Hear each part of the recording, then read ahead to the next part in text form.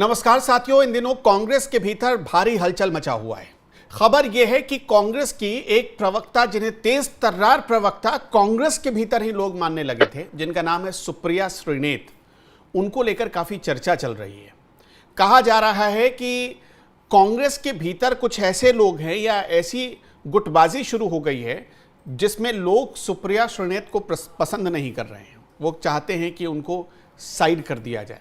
अब इसमें सच्चाई है या नहीं ये तो नहीं पता, लेकिन जब से ये चर्चा चली है, अचानक सुप्रिया श्रीनेत का जो एक्शन था 2024 के लोकसभा रिजल्ट आने के बाद, वो एक्शन लोगों को याद आने लगा है। 99 सीटें जब कांग्रेस ने जीती और जश्न हुआ कि जैसे 300 सीट कांग्रेस को आ गई हो, तो लोगों को अचानक वो वाला रिएक्शन याद आने लगा है। अब कांग्रेस के भीतर आखिर चल क्या रहा है? क्या सचमुच सुप्रिया श्रीनेत की कुर्सी पर खतरा है? क्योंकि वो प्रवक्ता हैं, वो इस वक्त लीड कर रही हैं अपनी पार्टी को, प्रवक्ताओं में सबसे प्रमुख मानी जाती हैं और सोशल मीडिया की रणनीतिकार के तौर पर भी उन्हें देखा जाता है। लेकिन फिर ऐसा क्या हो गया कि इतनी तेज तर्रार नेता को किनारे लगाने की तैयारी चल रही है, इसकी चर्चा हो रही है। क्या है इसकी सच्चाई? मेरे सहयोगी पंकज मेरे साथ जुड़ रहे हैं। पंकज जी, क्या चल रहा है दिल्ली कांग्रेस में, या दिल्ली में कांग्रेस के भीतर क्या चल रहा है? अनुपम, सोशल मीडिया पे इस तरह की खबरें हैं कि सुप्रिया श्रीनेत को उनके पद से हटाया जा रहा है। पद कौन सा?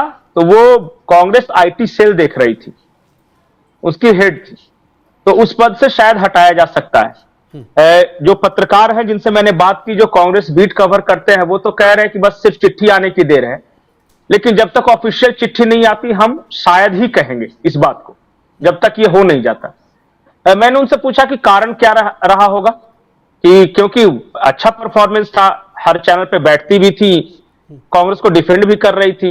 तो उन्होंने कहा कि एक तो पैनल सिलेक्शन को लेकर बहुत शिकायतें थी, मतलब कि वो जानबूझकर सुधांशु त्रिवेदी के सामने खुद जाती थी और छोटे मोटे जगह पे वो दूसरी प्रवक्ताओं को भेजती थी। ये पार्टियों में होता है, तो उस बात को लेकर आम शिकायत थी। दूसरा, जो मीडिया कोऑर्डिनेशन विभाग के जो हेड है जयराम रमेश, उनके साथ शायद इनकी ट्यूनिंग ठीक नहीं चल रही थी। तो देखिए, व्यक्तिगत रिश्ते अच्छे हो या ना हो, लेकिन आदमी परफॉर्म कर रहा होता है तो फिर कोई कुछ नहीं बोलता। लेकिन हाल के दिनों में कुछ गलतियां गया है कि जयराम रमेश की जिससे नहीं बनती वो कांग्रेस में रह नहीं सकता है। बिल्कुल बिल्कुल।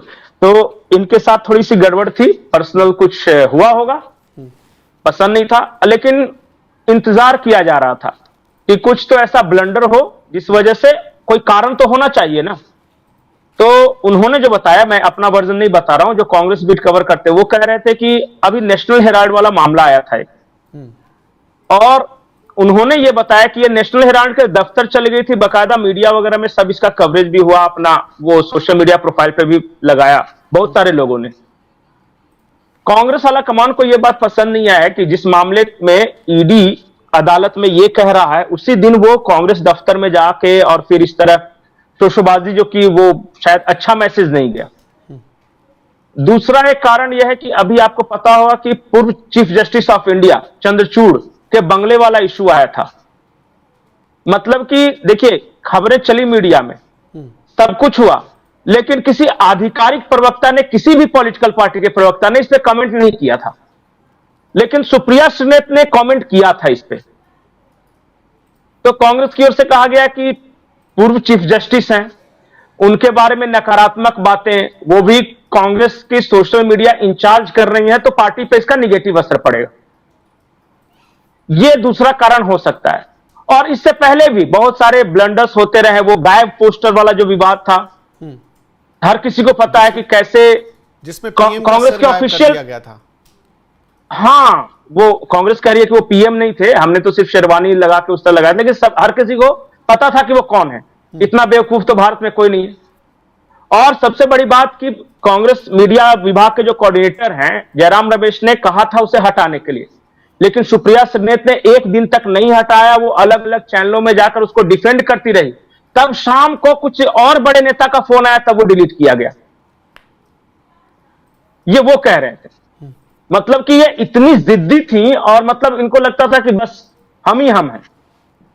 और राहुल गांधी से मेरा डायरेक्ट कांटेक्ट है, तो कुछ उनकी ऐसी तस्वीरें आई कि उन्होंने एंकर से बहस कर ली, देखिए, डिबेट में बैठना सही है, बट एंकर पर सीधा अटैक कर देना, पर्सनल अटैक कई बार उन्होंने कर दिया।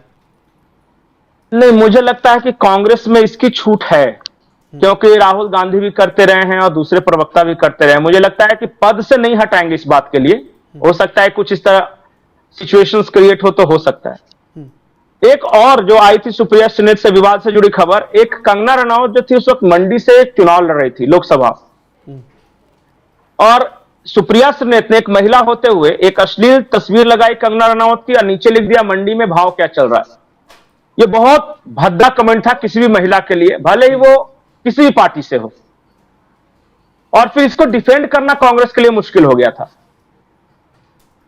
तो इन सब के रीजन उन्होंने बताया कि हो सकता है ये सब रीजन की वजह से कि निगेटिविटी ज्यादा फैल रही थी और फिर हट भी नहीं रहा था, इन सब के चलते शायद हटाया जाए, ये कहा जा रहा है वहां।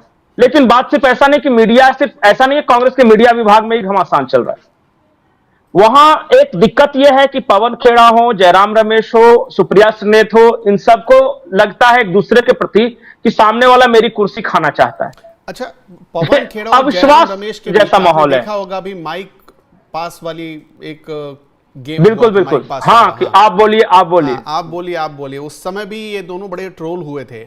और मैं एक चीज और देख रहा था कि हाल के कुछ दिनों में जब भी जयराम रमेश किसी बड़े मौके पर आते थे तो वो पवन खेड़ा को ही साथ में लेकर आते थे, जबकि कायदे से होना ऐसा चाहिए था कि अगर 2024 लोकसभा चुनाव के रिजल्ट का श्रेय सुप्रिया सुनीत को राहुल गांधी दे रहे थे तो जयराम रमेश को भी देना चाहिए था, क्योंकि फाइनली कोऑर्डिनेटर तो वही हैं।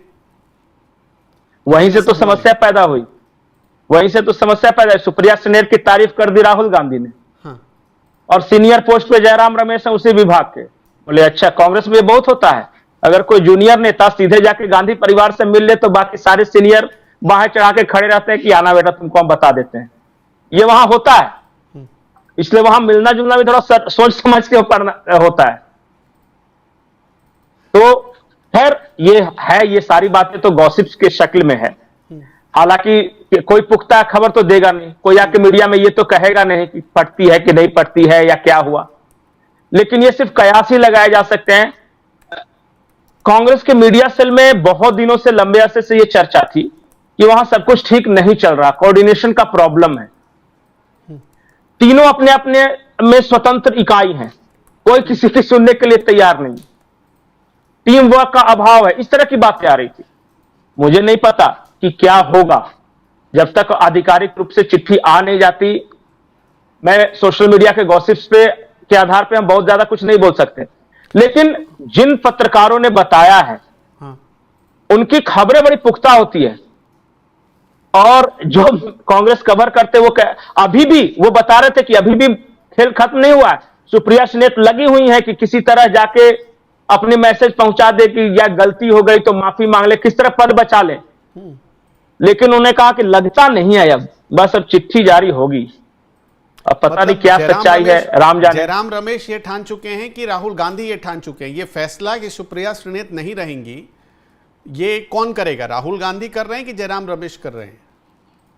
देखिए, अंत में तो राहुल गांधी के ऊपर ही कहा जाएगा कि राहुल गांधी जी के आदेशानुसार या फिर खड़गे जी के आदेशानुसार ये होता है। बेचारा खड़गे जी को बीच में उनका सिर्फ चिट्ठियों में नाम आ जाता है कि इनके, वो ये भी नहीं कहते कि हटा दिया, उन्होंने कहा कि इनकी नियुक्ति की जाती है।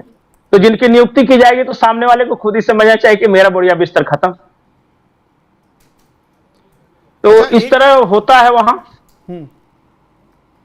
एक बड़ी इंटरेस्टिंग बात है जो कि आम कांग्रेसी जो है ना, वो जब भी हटते हैं कांग्रेस से तो वो कहानी जरूर सुनाते हैं। हिमंत बिश्व शर्मा ने भी ये कहानी सुनाई और गुलाम नबी आजाद ने भी ये कहानी सुनाई। उन्होंने कहा कि बीजेपी और कांग्रेस के वर्क कल्चर में अंतर। उन्होंने कहा कि कांग्रेस में आप कितने भी बड़े नेता हों, अगर सोनिया गांधी या राहुल गांधी के घर गए तो बाहर बरामदे में कुर्सी लगी हुई है, वहां इंतजार करना होता है।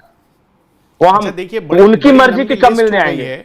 अशोक तंवर, सुनील जाखड़, अहमद पटेल यानी फैजल पटेल, अहमद पटेल जूनियर जिनको कहते हैं, जितिन प्रसाद, ज्योतिरादित्य सिंधिया, गौरव बल्लभ, संजय निरुपम, बहुत लंबी चौड़ी लिस्ट है जो 3-4 सालों में ही कांग्रेस के जो धुरंधर लीडर थे वो सब छोड़कर चले गए, या उनके साथ जैसे गौरव वल्लभ तो बड़े शानदार स्पीकर थे, वो तो जब बोलते थे, आपने वो डिबेट जरूर देखी होगी जब संबित पात्रा और उनकी लड़ाई वो हुई, कितने डिबेट में 5 बिलियन डिबेट हुआ था।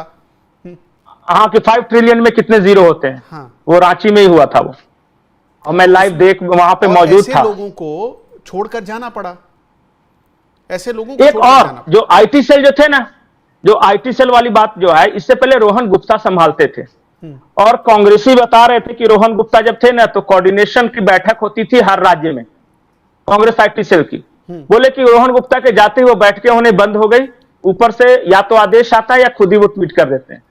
तो टीम भी थोड़ा सा गड़बड़ा गया। का इंटरव्यू सुन रहा था, वो बताते थे कि पहले कांग्रेस के दफ्तर में प्रेस कॉन्फ्रेंस होता था, उसमें चीजें बताई जाती थी, अब तो बस व्हाट्सएप पे सब कुछ होता है, व्हाट्सएप पे ही मीटिंग हो जाती है और व्हाट्सएप पे ही पत्रकारों को प्रेस रिलीज भेज दिया जाता है कि जी ये खबर है, छाप देना।